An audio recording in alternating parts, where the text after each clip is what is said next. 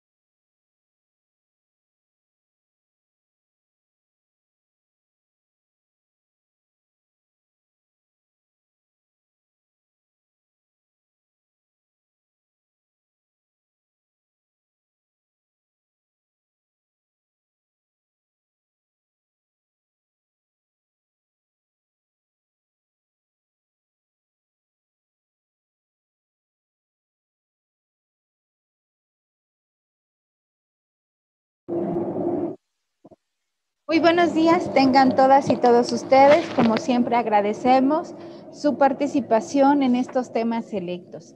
Primero quiero agradecer al doctor Francisco Martín Preciado Figueroa, él es el comisionado de arbitraje médico del estado de Jalisco, pues por aceptar participar en esta sesión y bueno, sobre todo también porque el día de hoy va a dar, le da, bueno, este tema que va a impartir el doctor en Derecho Luis Arturo Jiménez Castillo, a quien también le agradecemos evidentemente por su participación. Voy a hacer una presentación del doctor Luis Arturo. Él es abogado titulado por promedio de la Universidad de Guadalajara. Es maestro en Derecho Corporativo con una tesis destacada por la Universidad también de Guadalajara. Tiene un doctorado en Derecho con mención honorífica por el Instituto de Altos Estudios Jurídicos de Jalisco. También tiene una especialidad y una maestría en Derechos Humanos por el Centro de Estudios en Derechos Humanos de la Comisión Estatal en Derechos Humanos de Jalisco. Él es abogado postulante en materia civil, familiar y mercantil. También estuvo como asesor jurídico de la Secretaría de la Comisión de Justicia y Derechos Humanos de la Cámara de Diputados. También agente de representación social, abogado defensor adscrito a la Dirección de lo Familiar, abogado defensor adscrito a la Fiscalía del Estado. También ha participado en la Procuraduría Social del Estado de Jalisco y bueno, pues actualmente él es abogado conciliador en la Comisión de Arbitraje Médico del Estado de Jalisco. El día de hoy, el doctor en Derecho, Luis Arturo Jiménez, nos va a compartir el tema del modelo mexicano de arbitraje médico ante los derechos humanos. Bienvenido, gracias. Gracias, buenos días. En primer lugar, quiero agradecer la invitación de CONAMED hacia nuestra Comisión de Arbitraje Médico del Estado de Jalisco para participar en estos temas selectos y la confianza del comisionado y mis dos comisionados, el doctor Francisco Martín Pérez Figueroa, el licenciado Carlos Alberto Ramírez Anguiano, el doctor Gerardo Lares Aceves, quienes me permiten estar el día de hoy aquí ante ustedes. Yo quisiera que esta fuera una plática entre amigos más que una conferencia. Si el formato que nos brindan así lo permite, ustedes no tienen inconveniente. Con toda confianza pueden preguntarme, pueden interrumpirme o compartirnos algo en el momento que ustedes así lo consideren. Realmente es muy importante que tengamos esta interacción porque es una forma en que podemos conocer y valorar lo que se vive en otras partes del país. Y bueno, quiero iniciar mi plática con hoy que se conmemora el desembarco en Normandía, el día de, con una anécdota de la Segunda Guerra Mundial, pero les voy a explicar por qué la comparto. De alguna forma tiene un paralelismo con lo que yo voy a platicar el día de hoy. Fíjense que durante la Segunda Guerra Mundial, los aliados analizaron los impactos de bala que tenían sus aviones con el objetivo de hacer un ejercicio de mapeo. Ellos buscaban identificar las zonas más propensas al daño eh, para reforzarlas. La primera conclusión, la conclusión lógica, fue reforzar aquellas zonas que presentaban mayores orificios de bala. Sin embargo, había un matemático, Abraham Wolf, quien llegó a una conclusión diferente. Él lo que aportó fue que lo que tenía que reforzarse eran aquellas zonas donde no había impactos de bala, porque el estudio se había realizado sobre los aviones que habían vuelto a casa, de tal manera que donde no tenían esos impactos, representaba aquellos aviones que habían sido derribados en combate. A esto se le llamó sesgo de supervivencia. Lo que yo voy a comentar con ustedes el día de hoy es aplicado a nuestra actividad diaria, a nuestras comisiones de arbitraje médico, es un sesgo de supervivencia. Lo que voy a platicar con ustedes, soy consciente de que a muchos quizá les brinquen algunos aspectos, pero bueno, la idea es comentarlo y que podamos llegar a algún trabajo que nos permita evolucionar en las comisiones de arbitraje médico por lo que respecta a este modelo mexicano que aplicamos todos los días. Miren, eh, yo tenía inicialmente mis tesis de maestría orientándola hacia temas del neoliberalismo, orientándola hacia temas del impacto del neoliberalismo en la Constitución mexicana, cómo eso había transformado nuestros derechos. Incluso ya estando en la Comisión de Arbitraje Médico, donde tengo la fortuna de participar desde julio del 2014, yo seguía con esa línea de investigación. Sin embargo, en el año del 2016, me parece, hace casi 10 años, llegó a nuestra comisión un asunto que a mí me impactó muchísimo. Un asunto que después de pasar por nuestra comisión, fue tramitado ante la Comisión Estatal de Derechos Humanos de Jalisco. Les voy a platicar, porque aquí tengo el resumen, nada más el resumen de lo que dijo la Comisión de Derechos Humanos. Una vez que les platique, voy a explicar cuál fue el impacto que tuvo en mí. Fíjense, esta es la síntesis. El 24 de marzo de 2016, la quejosa acudió al Hospital Materno Infantil de Ocotlán, en donde solicitó atención médica porque se encontraba embarazada y había cumplido las semanas de gestación. En dicho lugar no la atendieron, ya que no se contaba con el personal médico especializado, por lo que la remitieron al Hospital Regional de La Barca. Señaló que en ese nosocomio fue atendida por el médico ginecobstetra, da el nombre, lo voy a omitir por el momento, quien le aplicó la maniobra Pristeller, que consiste en aplicar fuerza enérgica, sobre el estómago, para lo cual se subió a él y lo presionó para que naciera el bebé. Sin embargo, con esta acción provocó el rompimiento de su útero, que le fue extirpado para salvar su vida, y también causó que su hijo naciera con encefalopatía hipóxica isquémica. Debido al grave estado de salud de ambos, la paciente fue trasladada en ambulancia ambulancia aérea al Hospital Civil de Guadalajara, mientras que el niño tuvo que esperar para su traslado al Hospital General de Occidente a que un pediatra lo regulara y entubara, lo cual tuvo que realizar un particular, ya que ese día el hospital no contaba con ese especialista. No obstante ello, el médico ginecobstetra, ahora responsable, certificó que el niño había nacido sin anomalías. Este asunto, ante la Comisión Estatal de Derechos Humanos, generó una recomendación por la violación de los derechos a la legalidad, a la protección de la salud, por negligencia, imprudencia e inobservancia del marco normativo y a la integridad y seguridad personal de los derechos de la niñez y de la mujer a una vida libre de violencia obstétrica. Así es como pusieron ellos este tipo de violencia. Y es un asunto que para mí fue muy penoso. Solamente en mi trayectoria como servidor público, tanto en Progreso Social como en Comisión de Arbitraje Médico, ha habido dos ocasiones en que he lamentado, en que me ha dolido ser servidor público. Una fue un aseguramiento que tuvimos que hacer de un niño que iba a ser dado en adopción y al final de cuentas la mamá dijo que no lo daría en adopción. Fue muy, muy difícil, muy duro. Y este otro asunto. Este asunto que llegó ante la Comisión de Arbitraje Médico hace casi 10 años, en donde nosotros seguimos el modelo mexicano de arbitraje médico, básicamente como lo tenemos normado en todo el país. Y cuando vi la actitud de los profesionales de la salud, de cómo buscaban entre ellos aventarse bolitas o incluso protegerse, y cómo a la audiencia conciliatoria sencillamente ya no pudieron y tuvimos que concluir este expediente, a mí me dolió mucho. Ahorita estoy platicando de manera muy, muy sintetizada, pero intervine en todas las audiencias, escuché a todos los profesionales de la salud, escuché a los padres, vi el dolor de los padres, el bebé a los pocos meses falleció y nuestro proceso sencillamente terminó en que no quisieron acudir a la conciliación y punto.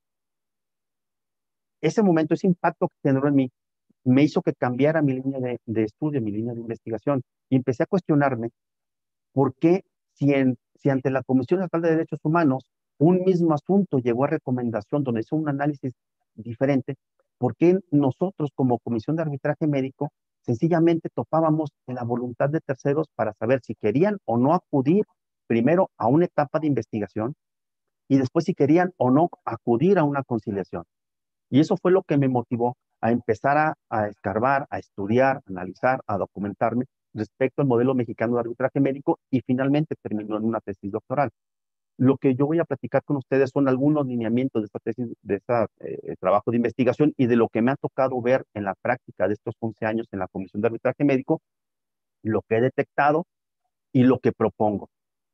Desde luego, este es un planteamiento, yo no soy dueño de la verdad, y es más enriquecedor escuchar a otras comisiones, escuchar otros puntos de vista, porque eso es lo que nos va a hacer mejorar, avanzar. Bueno, en ese contexto, vamos comenzando. Eh, la salud, inicialmente nuestra Constitución no estaba contemplada como la tenemos ahora. La salud, o más bien, lo que se tenía en la Constitución a partir de 1917 eran los temas de salubridad general. Recuerden que la Carta Magna Mexicana de 1917 fue la primera que consagró los derechos sociales, básicamente 3 artículos. El tercero que habla de la educación, el 27 que habla de la propiedad, habla del ejido, pero habla también de la propiedad privada, y el 123 que habla de los derechos de los trabajadores. Ahí se contemplaban acciones de salubridad general, en ese artículo 123. Pero no teníamos como tal un derecho a la protección de la salud, no estaba consagrado en la Constitución.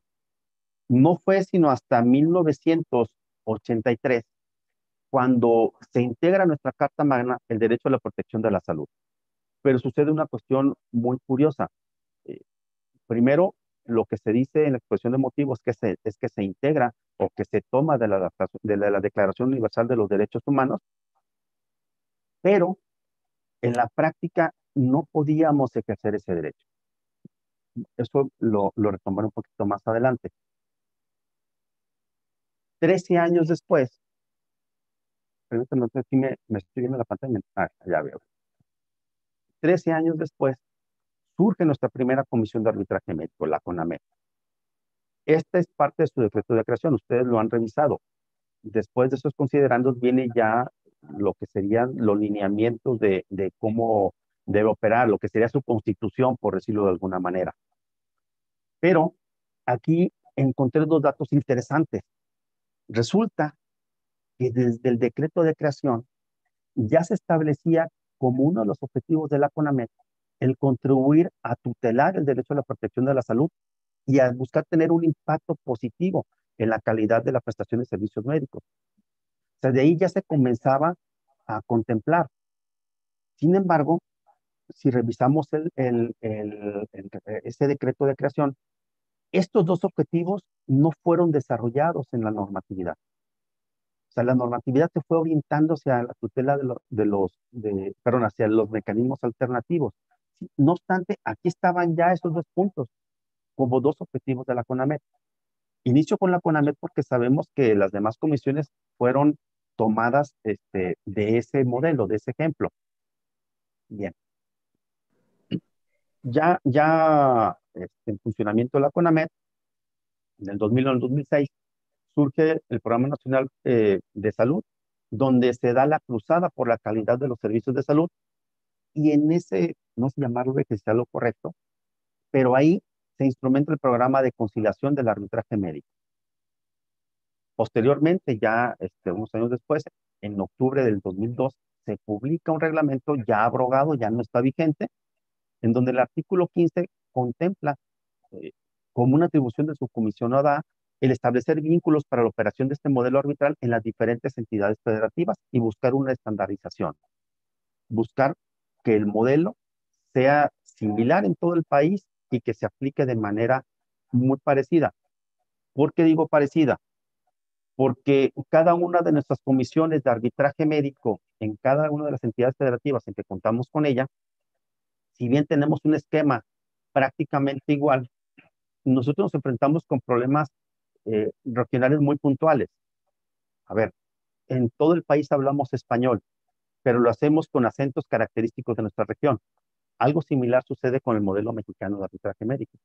Tenemos básicamente un mismo esquema en todo el país, pero cada una de las comisiones tiene sus particularidades porque se enfrenta a problemáticas diferentes. Esto tiene que ver con la propuesta que se nos hace del modelo mexicano de arbitraje médico 2023, donde se establece la posibilidad de tener incluso una misma estructura orgánica, un mismo tipo de funcionamiento. Una opinión personal, a mí me parece que eso sería desfavorable para todos nosotros. Igual, más adelante abordo el punto. Ahorita estoy nada más dando lineamientos generales. Ok.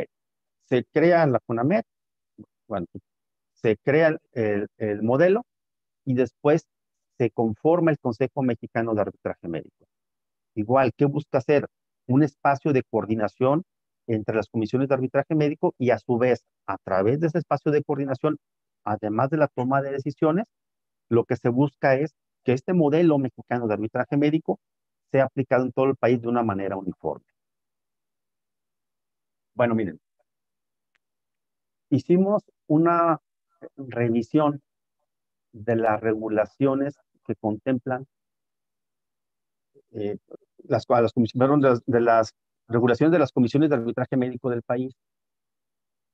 El convenio marco contempla nada más 28 comisiones de arbitraje médico.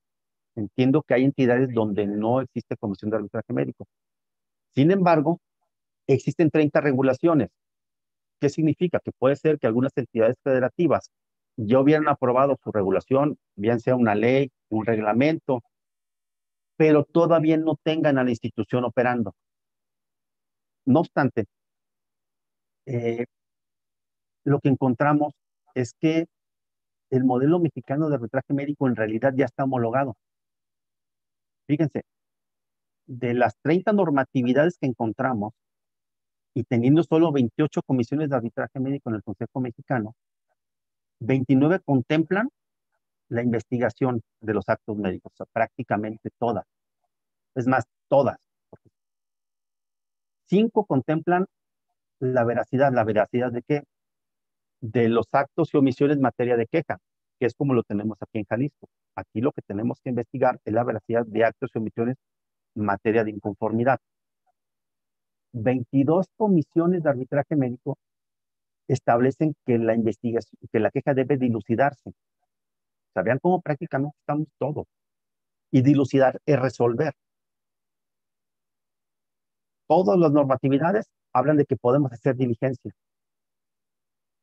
3 de las normatividades, incluidos nosotros en Jalisco, nos establece el que podamos emitir sugerencias para mejorar servicios de salud, que es una resolución, es una forma de dar salida al proceso.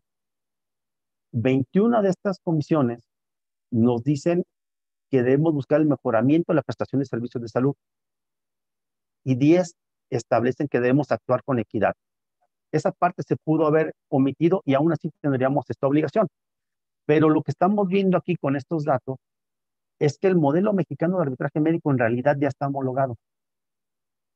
Ya estamos parejos, tenemos prácticamente el mismo esquema de actuación, insisto, con sus características propias de cada región. Bien. Cuando entramos a estudiar este esquema de actuación, pues nos encontramos esto que es básicamente como todos lo hacemos. Aquí yo quisiera preguntarle si alguien desea intervenir, que lo tenga diferente en su regulación.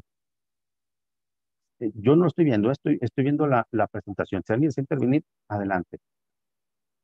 Y según lo que está documentado hasta ahora, el arbitraje médico abarca todo esto, este esquema, desde la recepción de la inconformidad y supuestamente el arbitraje inicia con la orientación, luego si no se resuelve la asesoría, si no se resuelve la gestión y si no pasamos a la queja, de la queja a la conciliación y aquí nos dan las alternativas de solución. Y aquí lo que contempla como etapa decisoria, que dice aquí arbitraje, en realidad eso es el arbitraje. Este es el arbitraje. El arbitraje va a iniciar siempre con una cláusula compromisoria o con un compromiso arbitral y se va a materializar pues cuando el conflicto se dé. Pero es ahí donde nace. Esto que tenemos acá no deberíamos contemplarlo como parte del arbitraje. Y aquí nos maneja ya el laudo, la solución del asunto. Yo lo que voy a enfocar en esta plática va a ser en esta etapa de la queja. Pero si quiere hacer la observación de cómo aquí estamos mezclando varias figuras y le estamos dando el mismo nombre a todo, cuando en realidad aquí, en esta etapa que dice decisoria, eso es nada más el arbitraje médico. Este es el camino que de forma tradicional recorren las quejas. Se recibe, se admite, se radica. Aquí hablo de un emplazamiento. Se dan las audiencias explicativas o informativas. Aquí habla de una contestación de la queja y la audiencia de conciliación y si no pasamos al compromiso arbitral y todo lo demás, todo el proceso arbitral. Pero fíjense cómo aquí todo el proceso está orientado hacia mecanismos alternativos. No tiene aquí reflejado a los derechos humanos. O sea, pueden decirme, bueno, es que los mecanismos alternativos son parte de los derechos humanos en su vertiente de acceso a la justicia, porque tienen la misma dignidad que la justicia jurisdiccional. Sí, estoy de acuerdo, pero este proceso no está reflejando a los derechos humanos, no está reflejando las obligaciones que tenemos ya por disposición constitucional, ni el desarrollo de los principios que marca la propia Constitución en su artículo primero. Por lo tanto, se le da preferencia a la conciliación y no a la tutela de un derecho humano, en especie de la protección de la salud. Ok, miren. El derecho a la protección de la salud, en este esquema que hemos comentado, si ustedes, me voy a regresar un poquito, espero no marearlos. Aquí nace con AMED, creamos el modelo, surge el consejo, se homologan las comisiones, desarrollamos los procesos, pero todo esto surge en un contexto muy diferente al que tenemos ahora. Yo le llamo tecnología jurídica. Surge en una tecnología al momento ya superada. Es como querer tener WhatsApp o ver videos de YouTube o tener redes sociales en un celular del 96, un celular del 2001. En esto, en este contexto, se decía, todavía algunos clásicos lo retoman, que nuestra Constitución tiene tres áreas. Una orgánica, que es la que regula la función del Estado. Una dogmática, que en ese tiempo eran las garantías individuales de los artículos 1 al 29, ahora sustituido por los derechos humanos. Y una fase o un área que le llamaban programática, que no son otra cosa que objetivos y principios rectores de la política pública. ¿Cómo se entendía la protección de la salud y en qué contexto nacimos? Voy a leerles este artículo de José Francisco Ruiz Massieu, ya fallecido, publicado en la revista Salud Pública de México, volumen 25, número 4, julio-agosto del 83. Y se titula El contenido programático de la Constitución y el nuevo derecho a la protección de la salud. Y nos dice, esta es la visión gubernamental que se tenía en ese contexto. Dice, las disposiciones programáticas de una Constitución son para los agentes estatales estímulo y guía de acción pública, y para el pueblo representan la esperanza de que algún día se acatarán. Dice, el carácter declarativo de las normas programáticas de esto, de la protección de la salud, conduce a que no sean accionables, o sea, a que no se puedan hacer valer en juicio. El ciudadano no tiene derecho a la tutela jurisdiccional para que la autoridad obligue coercitivamente al Estado a que haga efectivo aquí y ahora una norma programática. El derecho que comentamos, el de la protección de la salud, no goza de tutela jurisdiccional. Bien, en este contexto en que surge la CONAMED y en el que surgen las mayorías de comisiones de arbitraje médico del país, cuando la protección de la salud no tenía el carácter de un derecho humano, este esquema que teníamos de modelo mexicano de arbitraje médico era una buena opción para que el ciudadano de alguna forma fuera apoyado, protegido, que se le ayudara a solucionar sus conflictos. Los mecanismos alternativos en el área de la salud en ese momento histórico de México fueron un avance. Las comisiones de arbitraje médico con este esquema en ese momento histórico fueron un avance y fueron un apoyo para el ciudadano. El problema actual o el tema actual a estudio es que el contexto ya cambió. Si la pandemia hubiera sido en este otro contexto, no hubiéramos muchos de los ciudadanos accedido a la vacunación a través del juicio de amparo. Sencillamente ni siquiera se hubiera admitido. El contexto actual de derechos humanos es diferente y al ser diferente nos exige desarrollar actitudes y herramientas distintas para poder acatar el mandato constitucional y para poder proteger los derechos humanos. Por eso es que el modelo ya necesita replantearse. Miren, el impacto que tuvo el artículo 1 constitucional, su reforma, no fue nada más un cambio en el nombre de ese título primero de la Constitución. Realmente tuvo un impacto de fondo. Nos modificó todo el sistema jurídico. Lo que hizo fue ampliar nuestros derechos como ciudadanos, pero en la misma medida en que amplió los derechos como ciudadanos, amplió las obligaciones de los servidores públicos, siempre teniendo como eje la dignidad humana.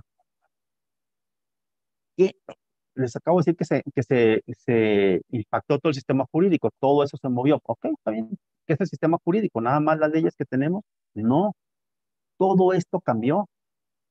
El conjunto de instituciones gubernamentales, las normas jurídicas, incluso la forma en que legislamos, las actitudes, las creencias vigentes sobre lo que es el derecho, su función en la sociedad, la manera en que se debe enseñar, aplicar, perfeccionar, estudiar, etcétera. Quiere decir que nos cambió toda la forma de trabajo, toda la forma de actuar, porque ahora como servidores públicos es a través de nosotros el Estado quien tiene obligaciones para con el ciudadano con respecto a sus derechos humanos. Y cuando nosotros estamos fuera del servicio público o estamos fuera de nuestras funciones y somos un ciudadano como lo somos, pues, pero estamos en carácter simple de ciudadano, nuestros derechos fueron ampliados. Todo eso cambió y nos va mostrando cómo nuestro esquema, sin dejar de lado los mecanismos, debe ir fortaleciendo otras áreas, específicamente la etapa de investigación de los actos médicos. ¿Cómo cambió esto? Bueno, mientras teníamos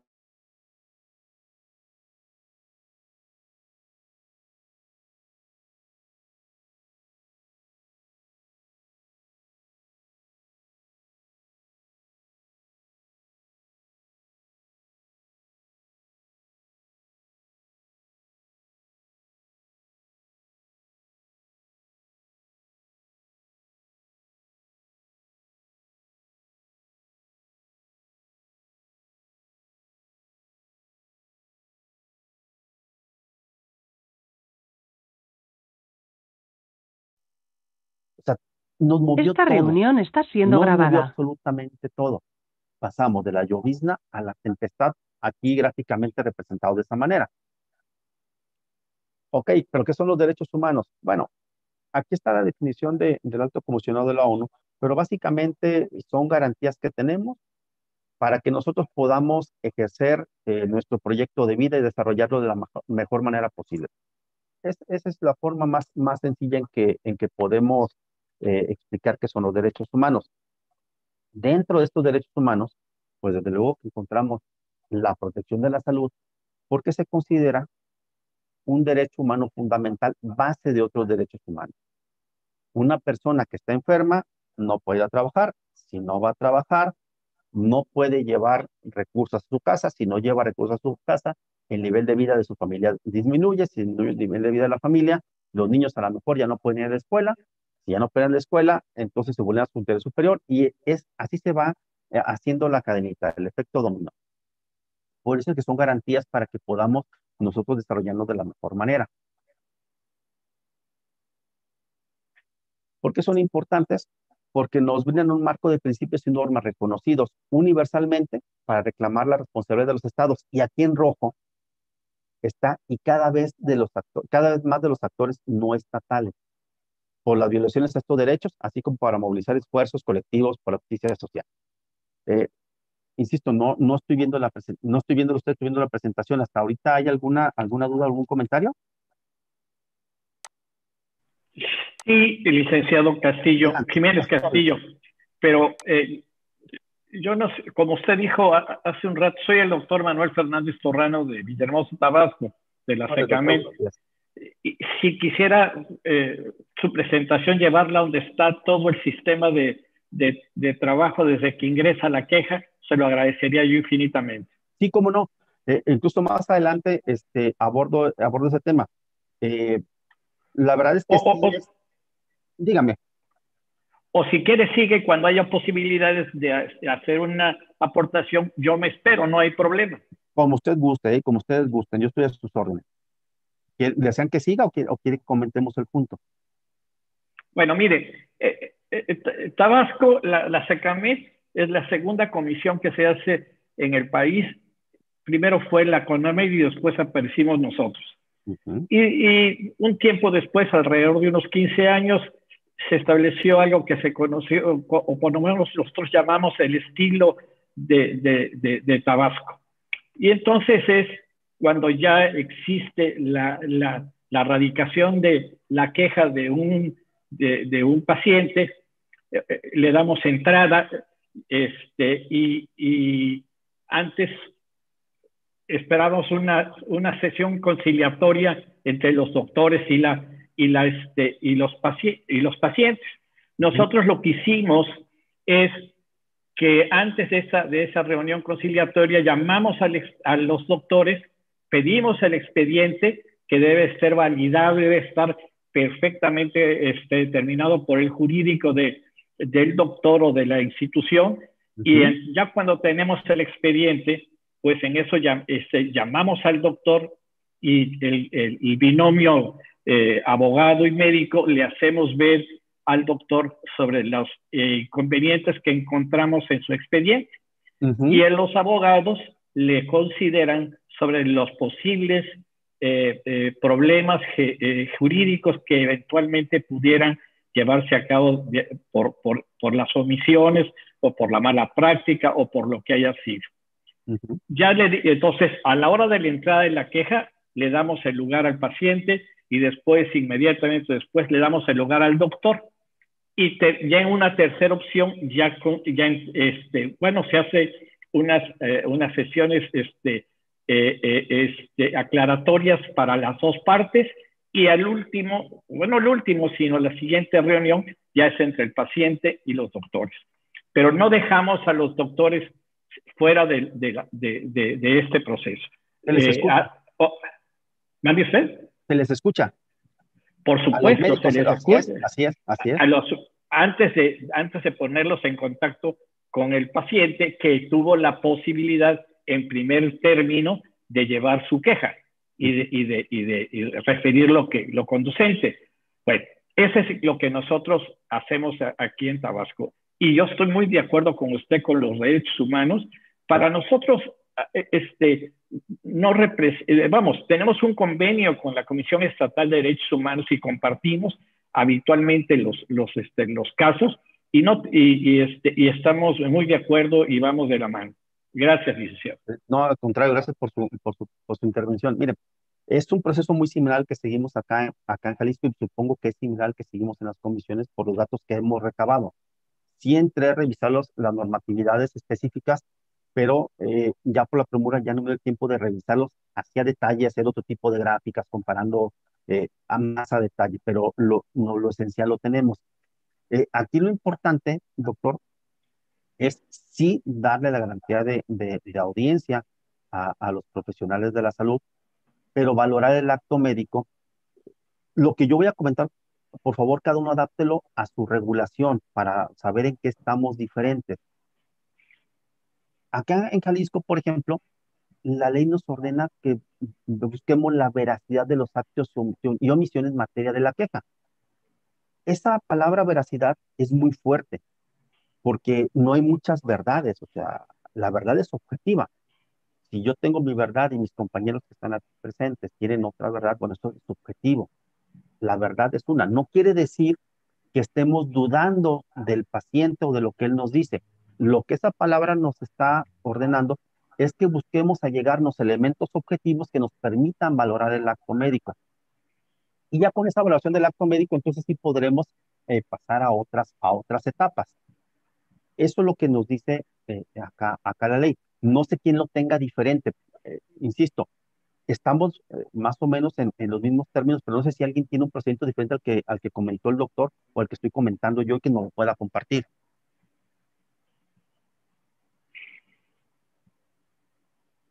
A ver, ¿escucho el micrófono? Bueno, entonces continúo y lo vamos a abordar más adelante. Como eje, imagínense el Sol y el sistema lo solar alrededor. El Sol va a ser la dignidad humana. Ese es el eje.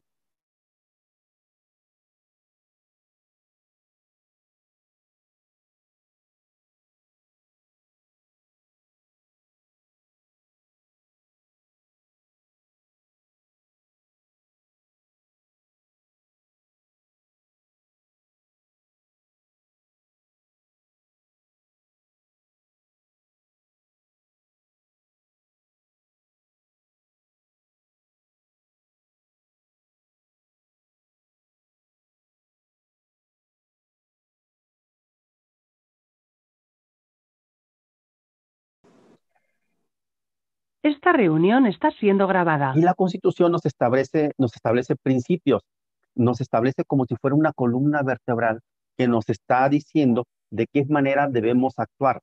Estos principios debemos tenerlos en cuenta cuando desarrollamos nuestro proceso del modelo mexicano. Debemos irlos incorporando.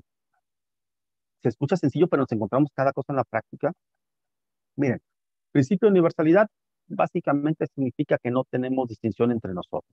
Tenemos los mismos derechos y responsabilidades por el simple hecho de ser seres humanos. No hay ningún tipo eh, de exclusión, no está permitido ningún tipo de discriminación por ningún motivo. Y aunque se escucha muy obvio, a mí me ha tocado conocer de oficios, de instituciones prestadoras de servicios de salud del ámbito público, en donde el director dice que no se atienda a tal persona porque es una persona trans, por ejemplo. O sea, es un caso real. Eso ya rompió el principio de universalidad. Desde luego que es una falta grave. Entonces, se escucha sencillo, pero en la práctica encontramos mucho tipo de situaciones. Interdependencia e indivisibilidad. Bueno, interdependencia es que los derechos humanos están vinculados unos con otros. Si se vulnera uno, se vulneran otros, como el ejemplo que ponía al principio de la persona que se enferma, o la persona, vamos a poner un ejemplo drástico, donde si hay una negligencia, se le genera un daño, no puede ir a trabajar y se viene toda la cadena desfavorable para su familia. Ese es el principio de interdependencia. Indivisibilidad, pues un derecho humano no se puede vulnerar al 50%, al 30%, al 20%. ¿Se vulnera o no se vulnera? El de progresividad quiere decir que una vez que conquistamos un derecho, de ahí tenemos que ir para adelante, no podemos ir para atrás. El principio pro persona, todos son importantes, pero este es uno de los más importantes para lo que nosotros vemos. Significa que debemos buscar lo más favorable para la persona. Tenemos que buscar cuál norma jurídica le beneficia más, o si se trata de restringir derechos, cuál le restringe menos. Eso es el principio de pro persona. Y esta interpretación conforme también está eh, muy alineado con lo que hacemos nosotros. ¿Qué significa el principio de interpretación conforme? Con esta reforma del artículo primero está la Constitución como nuestro máximo ordenamiento, y a la par de la Constitución están los tratados internacionales en materia de derechos humanos, nada más esos. Cuando se firma un tratado internacional en materia de derechos humanos, se le da el mismo nivel de constituciones, así van a la par. Por lo tanto, ninguna norma interna, entre esa norma interna, por ejemplo, vamos a encontrar la NOM 004 del expediente clínico, la Ley General de Salud, o la que ustedes quieran, ninguna puede ir en contra de lo que digan tratados internacionales. La protección de la salud, o la salud a nivel internacional, así se le denomina, eh, está contemplado en dos sistemas de tutela. Uno se le llama universal, que está coordinado por la ONU, y el otro se llama interamericano, coordinado por la OEA. En el sistema universal hay un comité que se llama de los derechos económicos, sociales y culturales. Ahí está contemplada la salud. Y ese comité emite observaciones generales. La observación general número 14, que trata del nivel más alto posible de disfrute de salud, ahí nos introduce nuevos lineamientos de actuación. Es ahí donde encontramos, por ejemplo, la calidad de los servicios de salud. Ahí encontramos el derecho del profesional de salud para ser bien remunerado. Ahí encontramos una serie de elementos que van incorporándose a nuestra labor diaria como comisiones de arbitraje médico. A mí me preocupa un poco ver cómo plantea esos temas de la manera más sencilla, porque hablar de derechos humanos es, créanme que muy complejo. Se involucran muchos principios, se involucran muchos tratados internacionales, se involucran muchas fórmulas jurídicas, y trato de hacerlo de la manera menos técnica. Sé que hay compañeros abogados que estamos hablando el mismo lenguaje, pero me interesa especialmente comunicarme con los compañeros que son médicos, y por eso les pregunto reiteradamente si hay alguna duda, ¿eh? Por eso, cuando tengan una duda, un comentario, por favor, adelante. Y estas son las obligaciones que tenemos nosotros. O sea, estoy planteando el panorama general de nuestra actuación como comisión. Todo esto adquirimos nosotros con esta reforma en materia de derechos humanos. Por ejemplo, la CONAMED ahorita está haciendo una promoción de los derechos humanos en este caso a mí darme la oportunidad de esta plática, pero con todos los temas electos que se han tratado y los que vienen. Ahí hace una promoción de los derechos humanos. El respeto significa el abstenerse de hacer algo que dañe los derechos humanos. Un hospital público, ¿cómo tendría ese respeto a la protección de la salud? Pues, por ejemplo, si es un fin de semana o es un puente donde sabemos que faltan especialistas, haciendo un rol adecuado de médicos para que no se quede ningún servicio descubierto.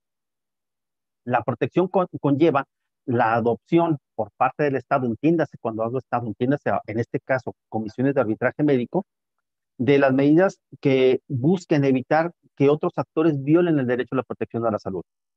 Y aquí, si ustedes recuerdan, me voy a adelantar un poquito, si ustedes recuerdan, eh, venía hace un momento en rojo la palabra actores no estatales. A ver, esto es una pregunta que yo quisiera hacer abierta, ojalá que alguien quiera participar. ¿A qué se enfrentan ustedes cuando solicitan el expediente clínico ante un particular o a un particular? ¿El 100% de expedientes lo recaban o se encuentran con trabas de parte del particular? ¿Tienen que acudir a otras instancias para conseguirlo? ¿Cómo lo manejan ustedes? Eso quisiera preguntarle.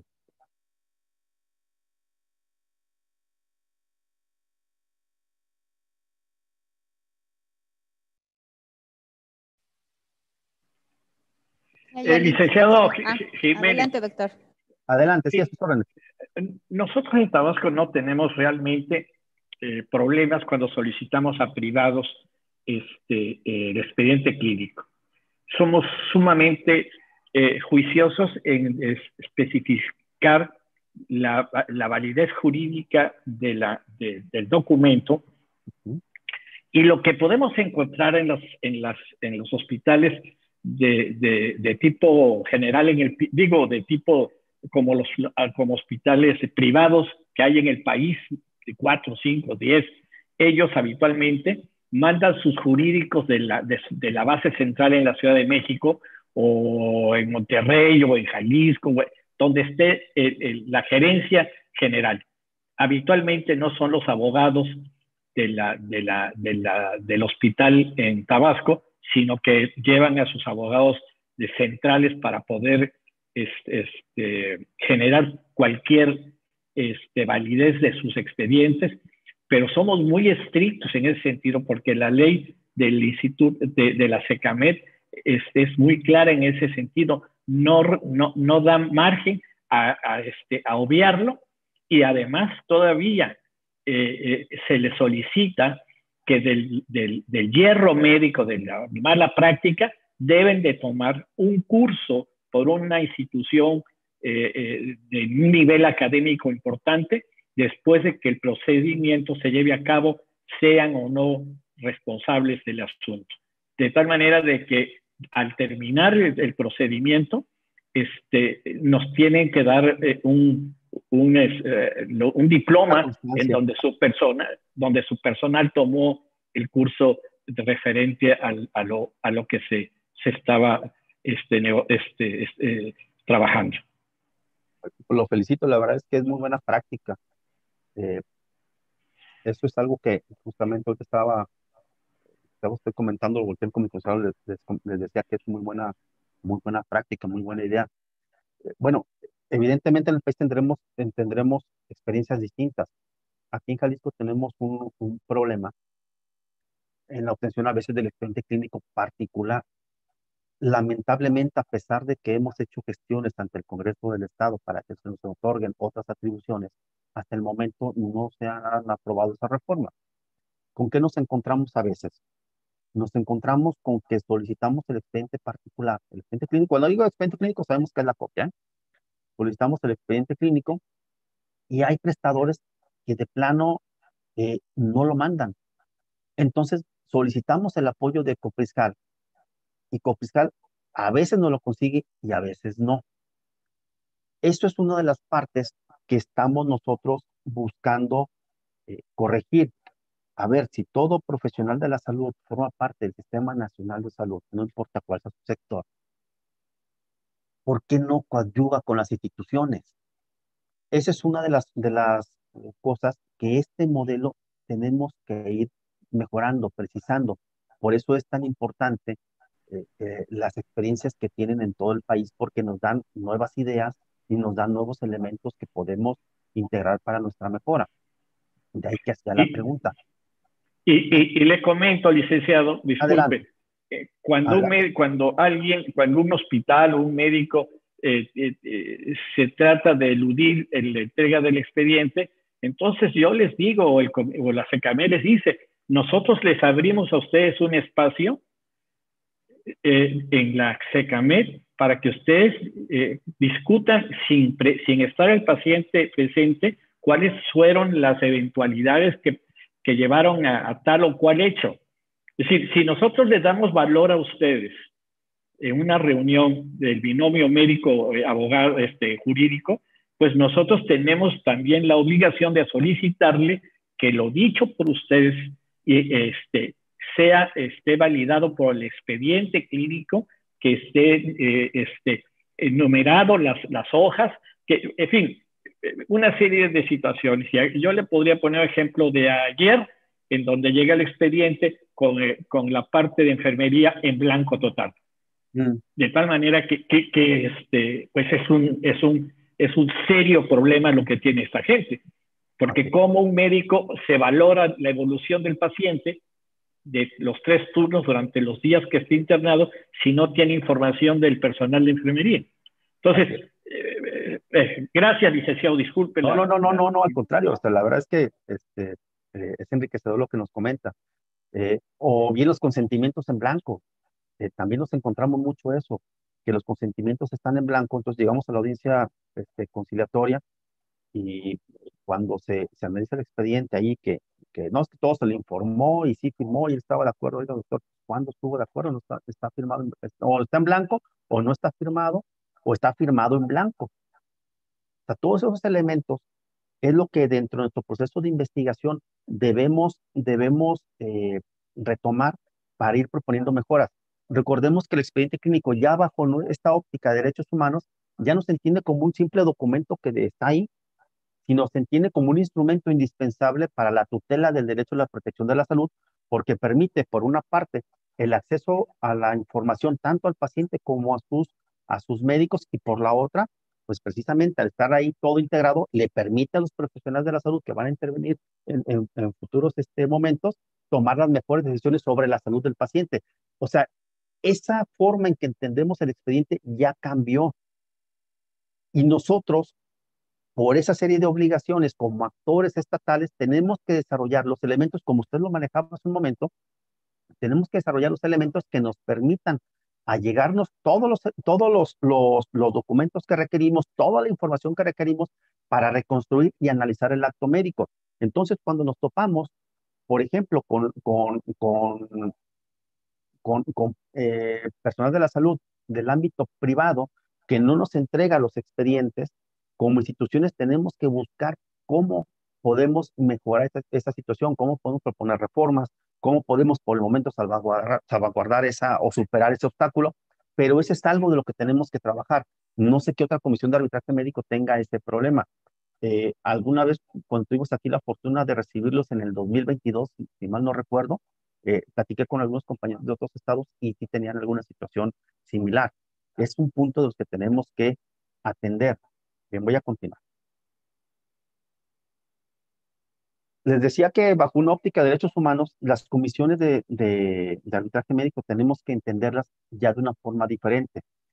El doctor Frank nos dice, por ejemplo, que la Rectoría del Sistema Nacional de Salud se encuentra comprendida por la regulación de la salud, la regulación de la atención de la salud pudiendo ser por la vía jurisdiccional, estamos hablando de juzgados, procuración de justicia, o por la vía no jurisdiccional. Ahí estamos nosotros, en esa vía no jurisdiccional, porque nosotros no somos un tribunal especializado, que es lo que les decimos a las personas que llegan a la comisión.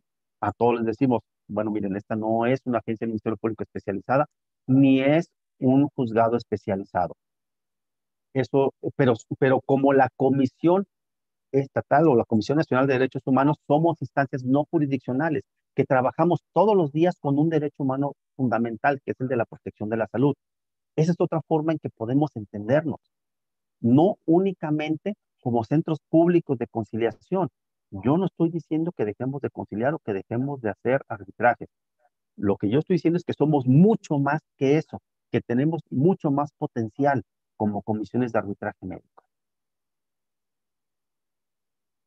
Este marco jurídico se transformó, cambió.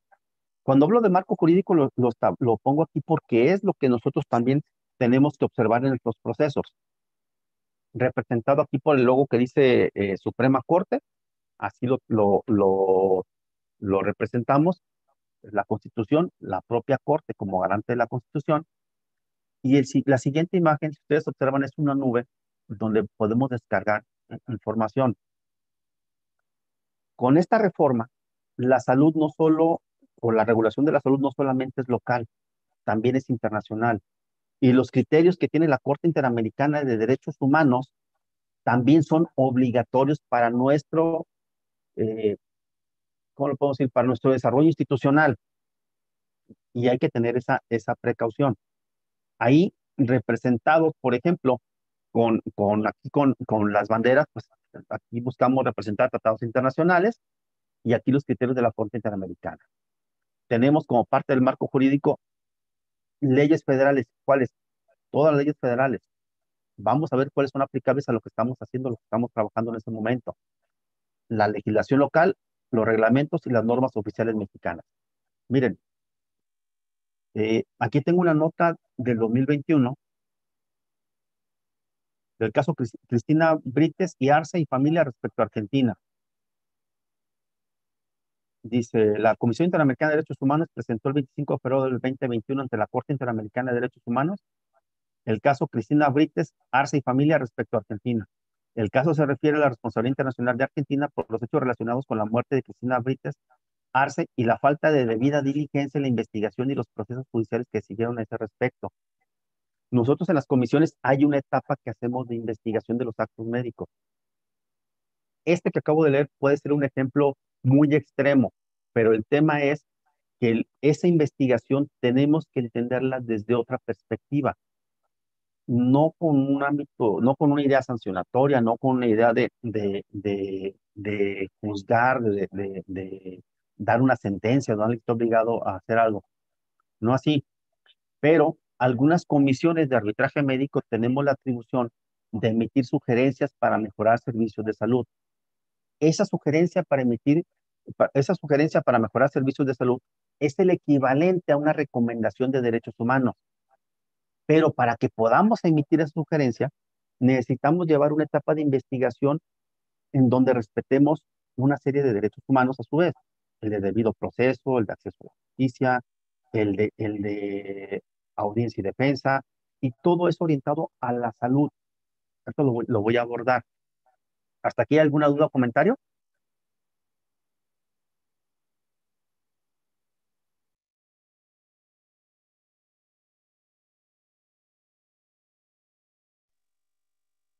Bueno, miren, eh, aquí tengo a la derecha la Ley de Salud de Jalisco. Por favor, lo que ahí dice, tómelo con sus respectivas comisiones. Más o menos son similares los textos. Lo que estuvimos revisando es que todos tienen más o menos esa estructura. Si ven a la izquierda está el decreto de creación de CONAMED, donde ya se tomaba esto mismo. Es decir, nosotros lo rescatamos de CONAMED. Dice, recibir e investigar, atender las quejas que presenten usuarios de servicios médicos por la posible irregularidad en la prestación o negativa de prestación de servicios a que se refiere el artículo tercero. El artículo tercero del decreto habla de básicamente el Sistema Nacional de Salud, de que no importa el sector. Recibir toda la información y pruebas que aporten los prestadores de servicios médicos y usuarios en relación con las quejas planteadas y, en su caso, requerir aquellas que sean necesarias para dilucidar tales quejas, así como practicar las diligencias que correspondan. Básicamente lo mismo dice aquí en Jalisco. A ver, aquí nos está hablando, por ejemplo, a la izquierda, de que requiramos aquellos documentos que sean necesarios. Es aquí donde yo pongo el punto sobre la actuación de los prestadores de servicios de salud privados cuando no quiere entregar su documentación. No es posible que una instancia gubernamental, porque tengo la información y los documentos de que incluso a CONAMED le sucede eso en algunos casos, no es posible que toda la instancia gubernamental y que nosotros, siendo servidores públicos, con la carga tan fuerte que tenemos en materia de derechos humanos, quedemos supeditados a la voluntad de una persona, de un particular. Es que eso no es posible. Voy a adelantar las quejas, porque aquí fueron las quejas, las imágenes aquí la puse al final una que yo he estado aquí. Cambió. Perdón, ¿eh? Estaba yo leyendo. Ya me salió. Permítanme un momentito, porque esto es lo que quiero mostrarles.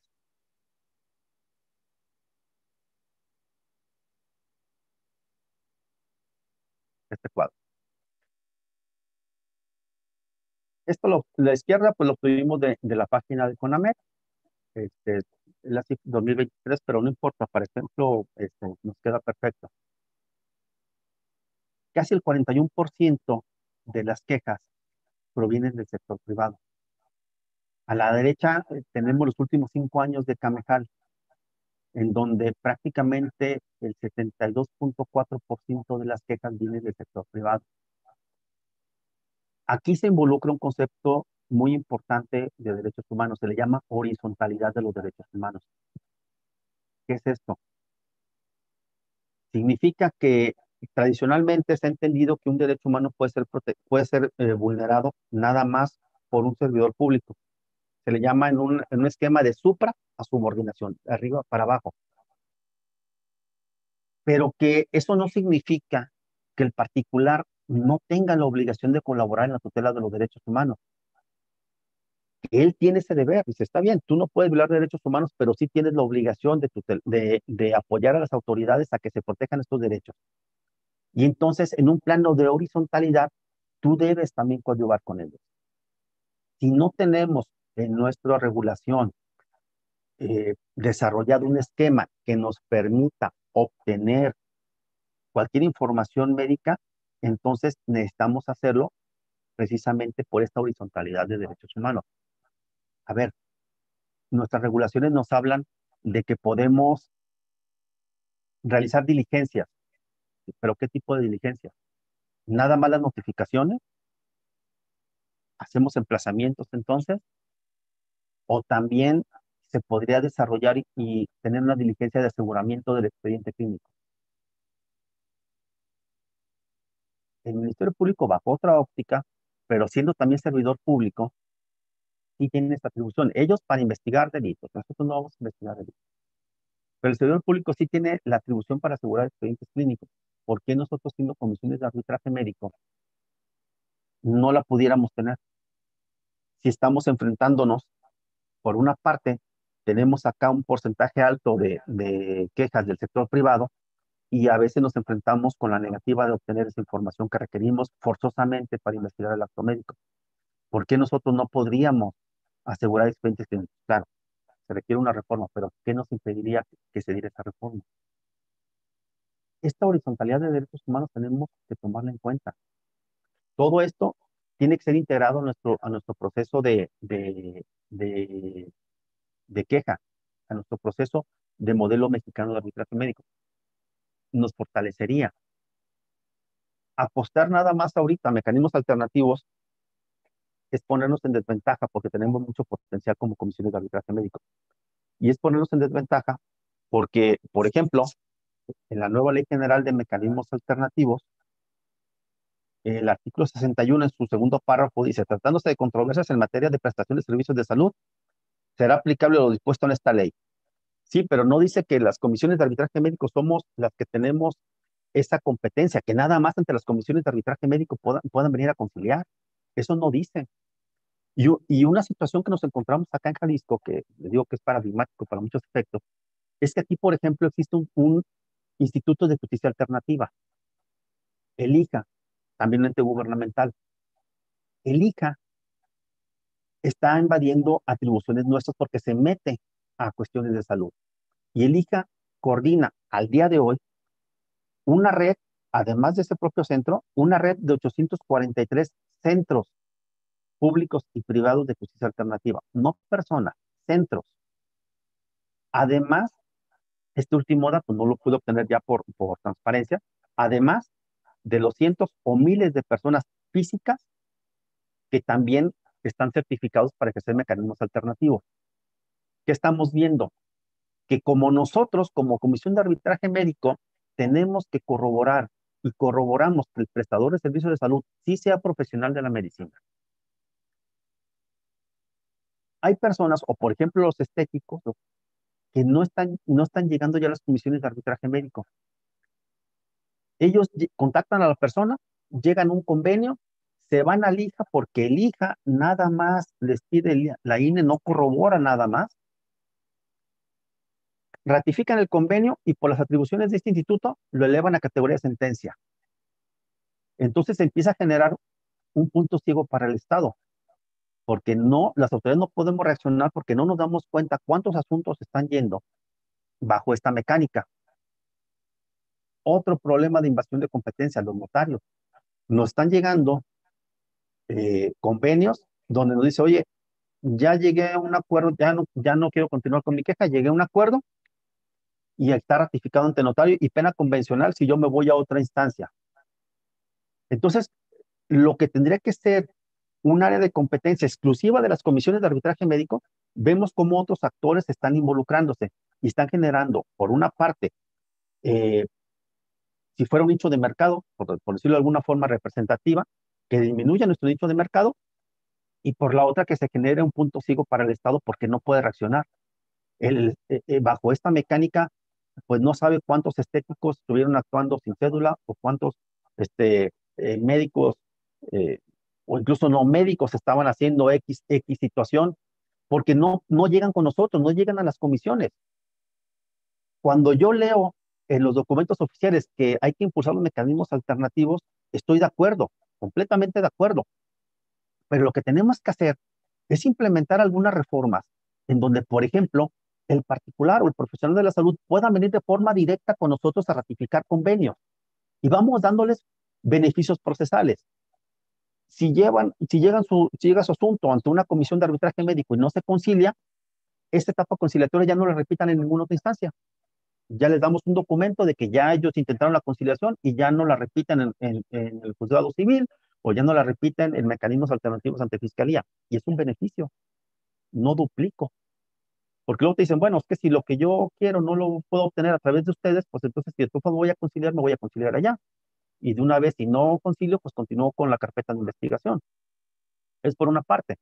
Por otra, que vengan de forma directa los usuarios, sin pasar por un proceso de queja, a ratificar sus convenios ante nosotros. Esa es una forma de impulsar los mecanismos alternativos distinto a lo que hemos planteado hasta el momento. Ahora, el tema del arbitraje médico. El arbitraje tiene un principio de flexibilidad. No necesita hacerse un arbitraje médico ante una comisión de arbitraje médico, porque yo puedo pactar que en caso de un diferendo con mi profesional de la salud, sea fulanito quien dirima en conciencia, por ejemplo, o incluso en estricto derecho, o que sea el centro público tal, o que sea el propio IJA. Y con esta Ley General de Mecanismos Alternativos, la dinámica que estamos viviendo en Jalisco se va a hacer nacional. No sé que otros estados tienen algo similar, pero esto se va a hacer nacional si nosotros no logramos que la competencia en temas de salud sea exclusiva de las comisiones de arbitraje médico y además si no impulsamos los mecanismos alternativos de una forma más abierta. Por eso planteo este aspecto de modificación del modelo mexicano, porque si ustedes observan, ahorita quieres conciliación en materia de salud o quieres arbitraje médico, como está, presenta la queja y sigue la ruta. Son de los cambios que tenemos que ir implementando, o bueno, son las propuestas de cambio. Voy a dejar de compartir esta lámina y voy a subir en la que me quedé. Perdón si los mareo, no es mi intención.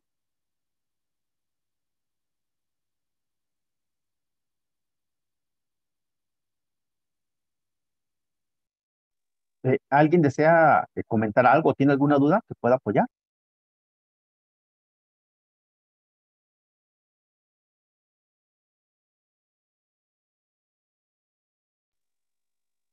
Ok.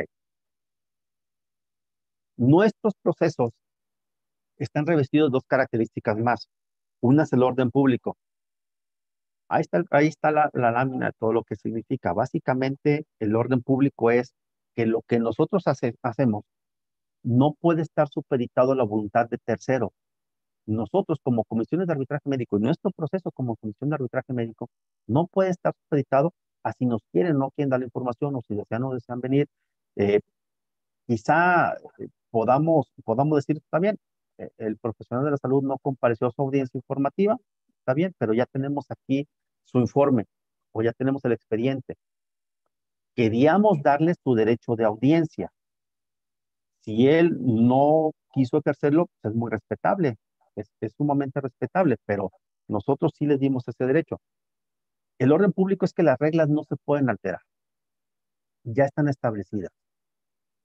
Eso es básicamente el orden público. El interés social, que estos dos componentes están en el derecho a la protección de la salud. El interés social es básicamente que el tema de la salud es de tal trascendencia que nos atañe a todos y nos impacta a todos y nos debe interesar a todos. Básicamente esto es. Entonces, cuando a mí me llega un documento de un médico al que le pido una información y me dice, no se las entrego porque no deseo someterme al proceso seguido ante la Comisión de Arbitraje Médico del Estado de Jalisco, yo le respondo, usted no está en la etapa de conciliación. Cuando lleguemos a la etapa de conciliación, usted tendrá su derecho de no someterse a la conciliación o de no conciliar si desea someterse. Pero ahorita estamos en una etapa de investigación y en esta etapa de investigación, usted no puede negarnos esta información porque nuestro proceso es de orden público e interés social.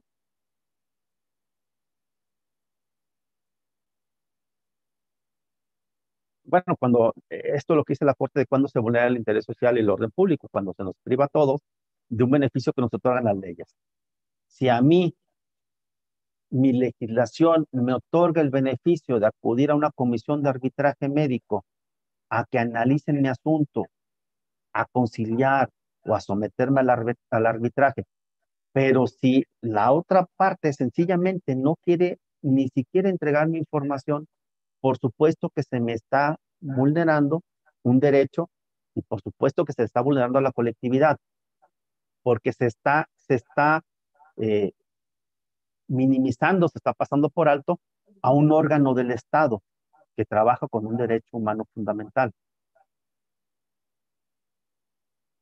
A ver, todo esto tiene que ver, yo insisto, eh, que yo me enfoqué a la parte de la queja, a la parte de investigación. La Corte nos dice que necesitamos 4 etapas comunes en cualquier proceso. Dice la notificación del inicio de un procedimiento y sus consecuencias, la oportunidad de ofrecer y desahogar pruebas y la oportunidad de alegar. Finalmente, el dictado de una resolución que dirima las cuestiones debatidas. Dice, estos elementos son comunes a cualquier proceso. Nuestro proceso de queja debe cumplir con estos cuatro etapas. Aquí puse las fracciones de la Ley de Salud de Jalisco. Insisto, por favor, adáptelas a la de ustedes, a la local. Nosotros revisamos las legislaciones y son básicamente las mismas, con ligeras modificaciones. La notificación del procedimiento. Bueno, la fracción tercera de este artículo nos dice que nosotros debemos recibir y atender las quejas que se nos presenten. La oportunidad de ofrecer y desahogar pruebas. La fracción cuarta del artículo 209 nos dice que nosotros podemos recibir y requerir aquellas pruebas que necesitemos o incluso hacer diligencias. La oportunidad de alegar, igual, en la fracción. Durante el proceso de queja, el profesional de la salud o el usuario nos pueden decir lo que consideran como un último intento de cierre de la investigación. Decir, oigan, yo me encontré estos nuevos elementos, yo considero que no tengo responsabilidad porque aquí estoy entregando la literatura que respalda mi acto médico. ¿Qué es lo que estamos haciendo en este punto? Por ejemplo, llegan los profesionales de la salud, tienen su audiencia informativa, se enteran del contenido de la queja y dicen, oigan, bueno, las cosas no fueron así, fueron así, así, así, así, pero deseo que me otorguen un plazo para poder entregar mayor documentación. Se le otorga un plazo de 5 días y lo que hacen ellos es decir, una vez que me entero del contenido de la queja, vengo a entregar esta literatura que sustenta mi acto médico en esto, en esto, en esto, en esto, donde se desprende A, B, C y D. Eso es una oportunidad de alegar. No tenemos que llamarlo exactamente ese alegato, es una oportunidad de alegar, de dar mi punto de vista, de sustentar mi acto médico. Y el dictado de una resolución. Bueno, Como está el proceso actualmente, no dictamos resoluciones, sino que conciliamos. Sin embargo, aquí en Jalisco, por ejemplo, la fracción quinta del artículo 209 nos dice que podemos intervenir en amigable composición para conciliar conflictos derivados de prestación de servicios médicos por alguna de las causas que se mencionan. Probables hechos y omisiones de usuarios y prestadores derivados de la prestación de servicio de atención médica. Probables casos de negligencia, imprudencia, impericia o inadvertencia con consecuencia en la salud del usuario.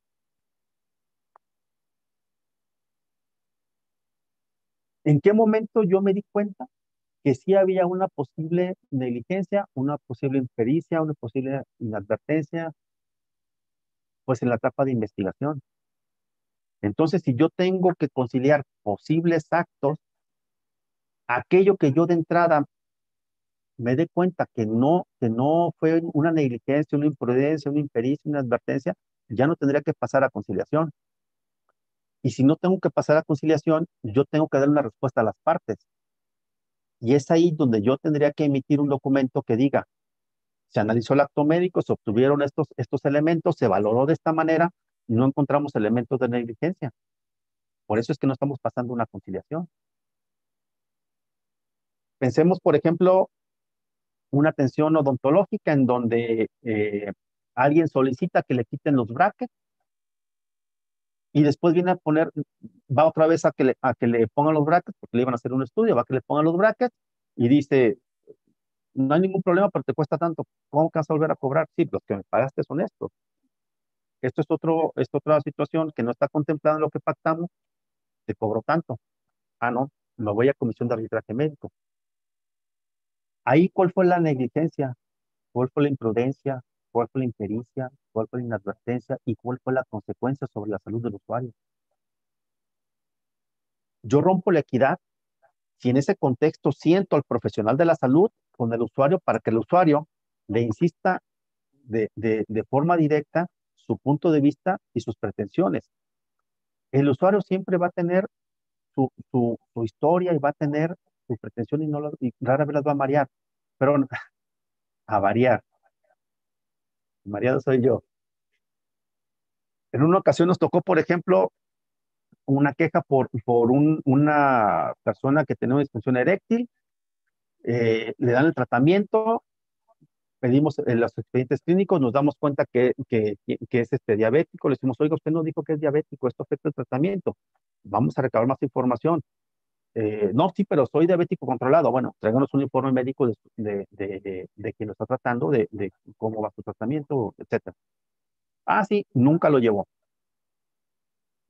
Llega a la audiencia conciliatoria y el paciente diabético que siempre se trataba llega tomándose un refresco de cola de al litro a la audiencia.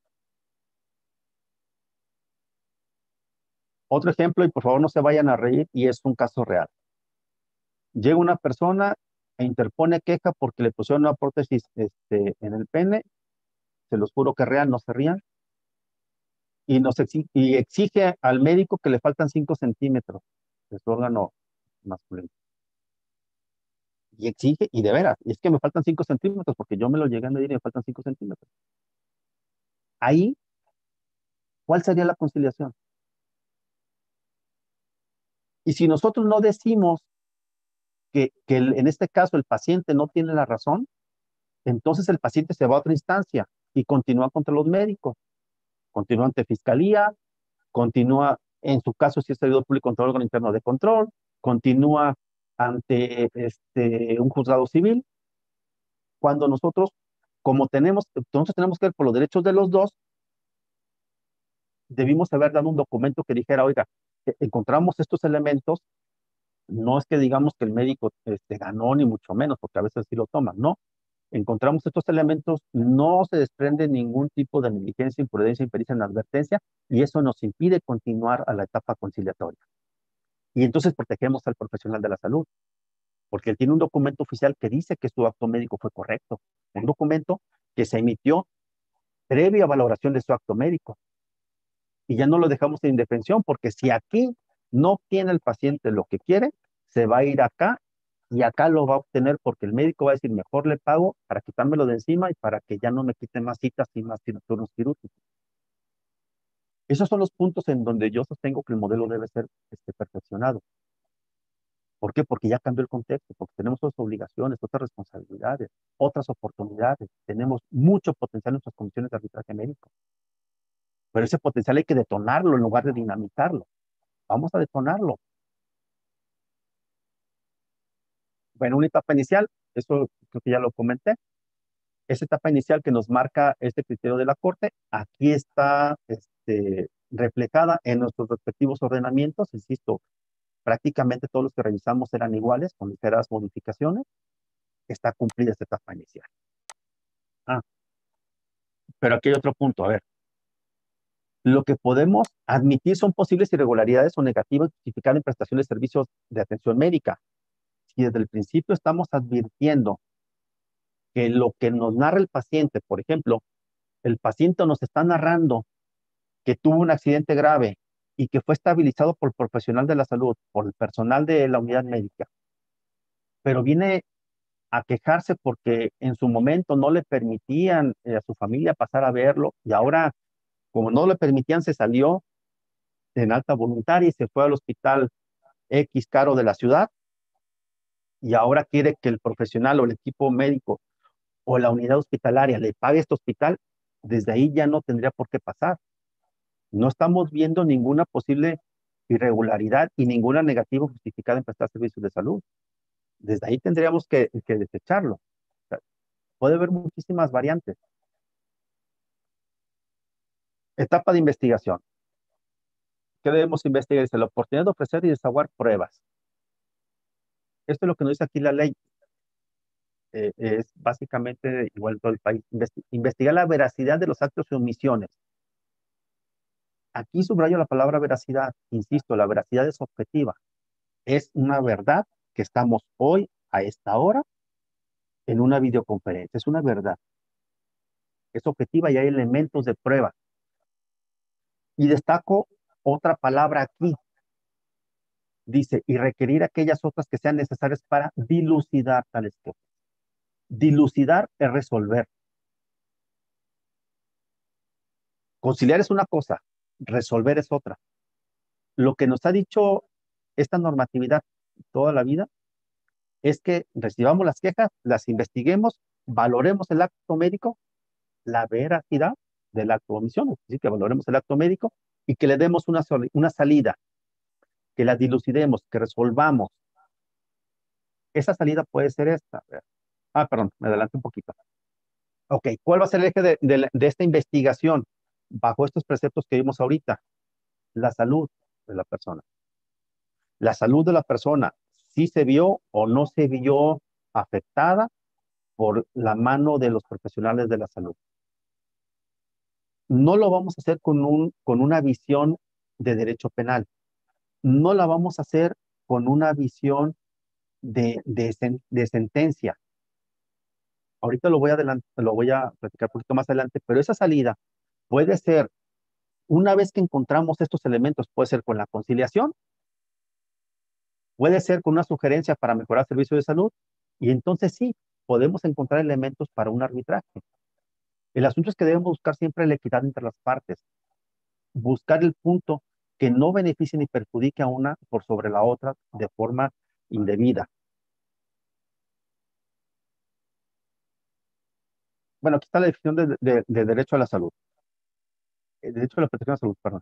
En esta etapa de investigación, insisto, es donde tendríamos que descargar, como la imagen que puse ahí de una nube, descargar incluso lo que manejan los tratados internacionales.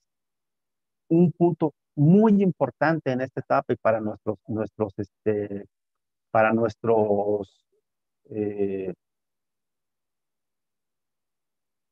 ok, gracias.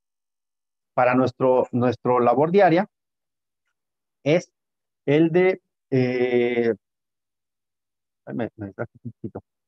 Es la observación general número 14 del Comité de los Derechos Económicos, Sociales y Culturales.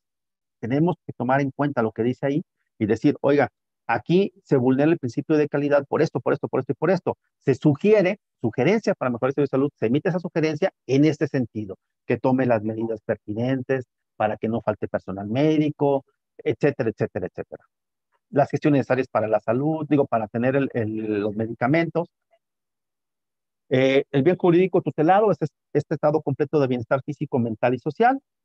Y la salud puede ser vulnerada por acción o por omisión. No solamente del servidor público, sino también la puede hacer el particular. ¿Cómo debemos investigar? La Corte nos dice que tenemos varias etapas o fases del acto médico. Lo que tenemos que hacer es valorar con elementos objetivos cada una de esas etapas para poder armar el acto médico, reconstruirlo. Ya casi terminamos. El tema de la opinión técnica, algunos hacen peritajes, otros hacen opiniones técnicas. Fíjense lo que dice la ley, insisto, adáptenlo a su comisión. Emitir opiniones técnicas cuando sean necesarias para la sustanciación de las quejas que atienda. Yo tengo una persona que me dice que el acto médico le dañó el nervio trigémino, tengo otra que dice que no se puede dañar o que no fue dañado. Ahí entra la opinión técnica, me destraba este punto y puedo continuar y ya en su momento veré si paso conciliación, si no paso, si emito sugerencia, si ofrezco arbitraje, etcétera. La resolución, esto ya lo platiqué, es de qué es lo que podemos resolver. La resolución, insisto, las sugerencias para mejorar servicios de salud. Es ahí donde de veras, como lo vimos al principio de los puntos que manejaba el decreto de CONAMED, es ahí donde nosotros sí podemos impactar de una forma muy directa en la calidad de los servicios de salud. Esto ya lo vimos. Las conclusiones, bueno, el Estado mexicano tiene la obligación de velar por la protección de la salud bajo los principios que les comenté: pro persona, universalidad, interdependencia, indivisibilidad, interpretación conforme, disponibilidad, accesibilidad. Disponibilidad, accesibilidad, aceptabilidad y calidad y progresividad vienen de la observación final número 14 de los derechos económicos, sociales y culturales. Por lo tanto, si el Estado tiene esta obligación, nosotros como servidores públicos también la tenemos dentro de nuestro ámbito de competencia. Las comisiones de arbitraje médico son instituciones del Estado mexicano y por lo tanto sus procesos deben tutelar el derecho a la protección de la salud porque es un derecho humano, como lo comentamos, bajo los principios ya platicados. Y la atención y la resolución de las inconformidades es un tema de orden público e interés social. No puede estar sujeto al capricho de los interesados y por esas mismas razones es que debemos impulsar que lo que tiene que ver con salud se ventile entre comisiones de arbitraje médico para que no quede en manos de entes privados. Contamos con atribuciones, para quinto, contamos con atribuciones para tutelar el derecho a la protección a la salud. Y sexto, el modelo mexicano de arbitraje médico, como está, es un esquema superado e ineficaz para tutelar el derecho a la protección a la salud. ¿Por qué es ineficaz? Porque estamos orientándonos hacia la conciliación, hacia los mecanismos, dejando de lado el desarrollo de instrumentos para tutelar derechos humanos. Es todo, las referencias. Les agradezco su tiempo, les agradezco la oportunidad que me brindaron el día de hoy y estoy a sus órdenes para cualquier comentario, sugerencia, aclaración o pregunta. Bueno, primero que nada, pues agradecemos al doctor Luis Alberto Jiménez Castillo, pues por la excelente presentación y pues por la puntualidad que se ha dado a este tema. Abriríamos ya este espacio justo para si tienen algún otro comentario o duda. Durante toda la sesión se fueron resolviendo a lo mejor algunas inquietudes, pero bueno, saben que este es el espacio que ya disponemos también para hacer algún comentario. Ya en el chat hay una pregunta sobre cuál es la consecuencia en caso de negativa y la hizo la pregunta Oscar Puente Alonso. Gracias. Si gusta, iniciamos por ahí. Sí, gracias. En caso de negativa, entregarlo la información, ¿entiendo? Creo que sí, pero pienso que puede ser, gracias, muy amable. Creo que puede ser eso porque es el punto más sensible. Miren, qué buena pregunta, porque nuestros ordenamientos no contemplan por el momento ese tipo de consecuencias. Les voy a decir cómo lo hemos resuelto un poco acá en Jalisco, pero qué es lo que debemos hacer también. Miren, necesitamos introducir en nuestros esquemas consecuencias procesales. No hablo de sanciones. Hablo de que si tú no me das la información, yo tengo por cierto lo que dice el paciente. Una vez me sucedió aquí en una audiencia, en un hospital público, pedimos el expediente, no lo tenemos. Segundo piso, no es que no tenemos nada, viene el director, no tenemos expediente clínico. Mire, le voy a hablar al doctor delante de usted. Doctor, este es un director, me decía. Oiga, el expediente clínico de la paciente Perenganito, doctor, solo tiene las 2 hojas que le di, no hay nada más, ya buscamos. Bueno, entonces yo sigo haciendo mi acta y como que le remordió, le dio curiosidad y me dice, oiga, ¿y qué sucede si no entrego el expediente clínico? Le digo, doctor, no se preocupe, pues yo también le eché colmillo. Se presume la responsabilidad. Si usted, si su piedra angular de defensa es el expediente clínico y no podemos valorar el acto médico porque no lo tiene, pues se presume responsabilidad. Firma, todavía me acuerdo. A las 12 terminamos el acta. Llegan a los 10 minutos, oye, el expediente clínico, tal expediente. Lo acabo de desahogar, ¿no? A las 12:01 nos entregó el expediente clínico, el que no existía, el que decía que no existía. Entonces necesitamos tener consecuencias procesales, contemplar consecuencias procesales. Si no me entregas el expediente, yo doy por hecho lo que dice el paciente. Vamos a ver si no quieren entregarlo para defenderse. Hay que cambiar la dinámica. Ahora, ¿cómo lo hemos resuelto? Nosotros hacemos apercibimientos, no de sanción. Decimos, mira, si no me entregas el expediente o si no vienes a tu audiencia, pero la información o no vienes a tu audiencia, le voy a intervención a otras autoridades. Número 1. Número 2, como el proceso es de orden público y interés social, no me voy a detener a ver cuándo lo obtengo de tu parte. Yo voy a continuar.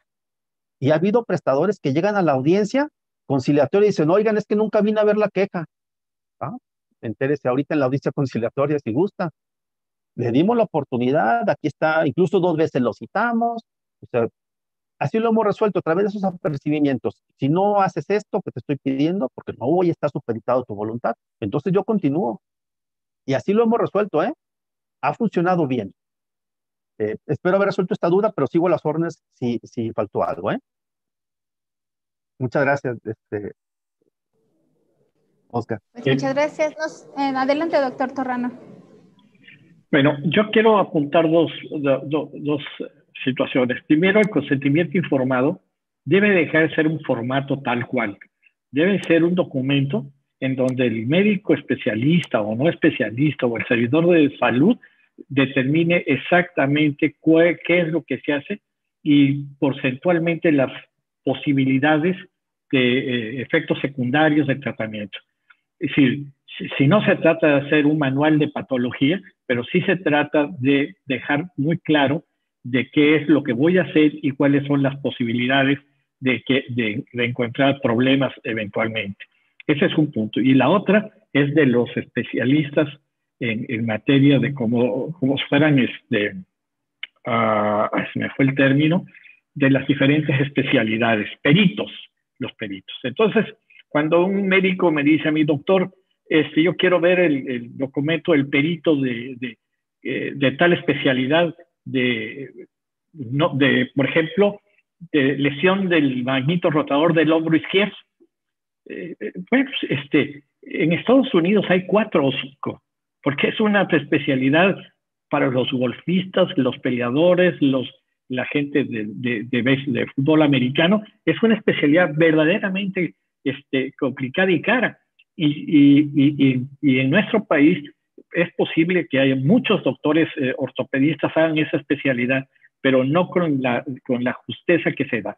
De tal manera de que peritos médicos, por ejemplo, en oftalmología, licenciado, pues tendría que ser 7, porque la oftalmología está tan diversificada en las subespecialidades que es imposible tener en las ciudades, quizás en Nuevo León, en Jalisco, en Puebla, en la Ciudad de México, pero en el resto del país, tener peritos para poder acompañar el dicho de la comisión es muy difícil y además sería muy caro. Muchas gracias, licenciado, y lo felicito por su ponencia. Gracias a ustedes. Fíjese que qué interesante lo que comenta. Primero, porque respecto al consentimiento informado tiene toda la razón. Insisto, cuando todo acto jurídico tenemos que verlo en el marco de la Constitución y el consentimiento tenemos que leerlo en el marco de los derechos humanos. Y efectivamente, lo que usted comenta es cierto. Ahí lo que tiene que hacer el profesional tiene que ser muy cuidadoso con el consentimiento porque es la autorización del paciente a que ingrese a su cuerpo. Yo les pongo un ejemplo cuando platico de estos temas o cuando van los profesionales de la salud. Les digo, eh, si usted toma un bisturí y hace así, se llama incisión, porque usted es médico y porque usted tiene la especialidad y porque usted tiene su cédula. Si yo como abogado o la profesión que ustedes quieran, pero no soy médico, tomo el mismo bisturí y hago así, se llama lesión, porque yo no tengo esa capacidad que usted tiene, ni los estudios, ni la cédula me ampara. Pero si usted no llena el expediente clínico, se coloca mínimo. Pero si no llena el consentimiento informado, o si no tiene expediente clínico, se coloca al mismo nivel que yo. Es por un lado.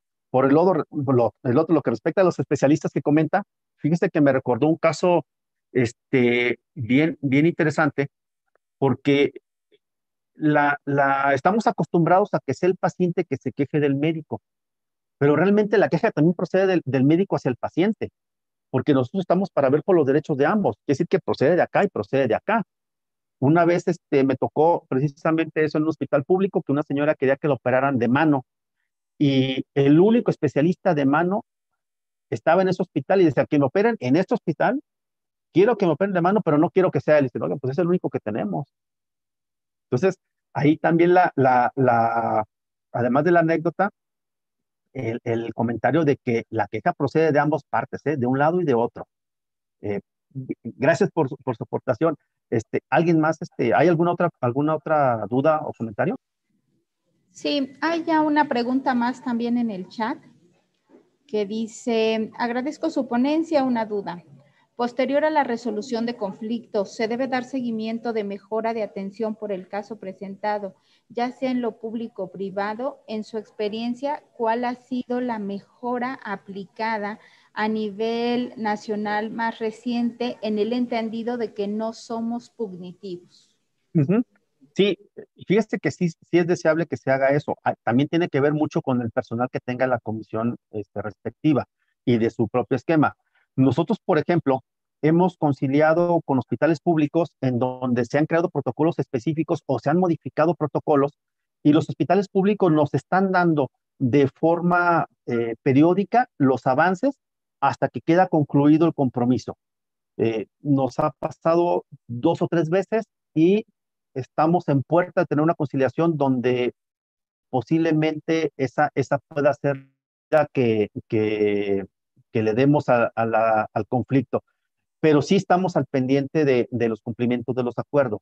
Y a pesar de que efectivamente no somos una instancia punitiva, nosotros lo que hacemos es que cuando nos informan de algún incumplimiento, por ejemplo, nos comunicamos con el profesional de la salud.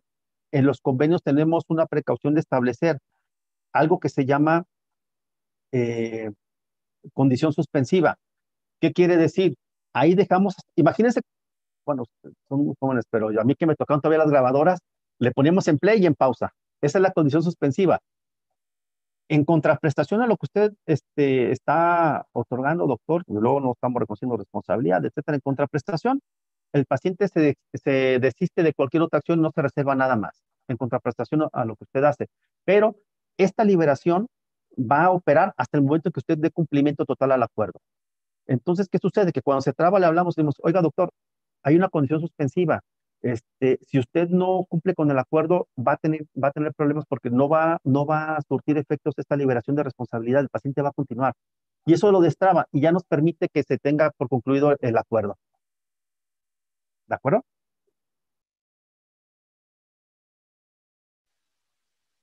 Bien, muchas gracias. Gracias. No sé si hay algún otro comentario, alguna otra pregunta, alguien que quiera participar en este momento.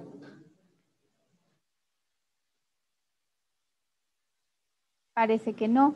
Yo la verdad es que, bueno, le agradezco muchísimo, doctor Luis Arturo Jiménez, por su excelente exposición. También en el chat hay felicitaciones para usted por la excelente exposición que se presentó el día de hoy. Dice por ahí una exposición retadora.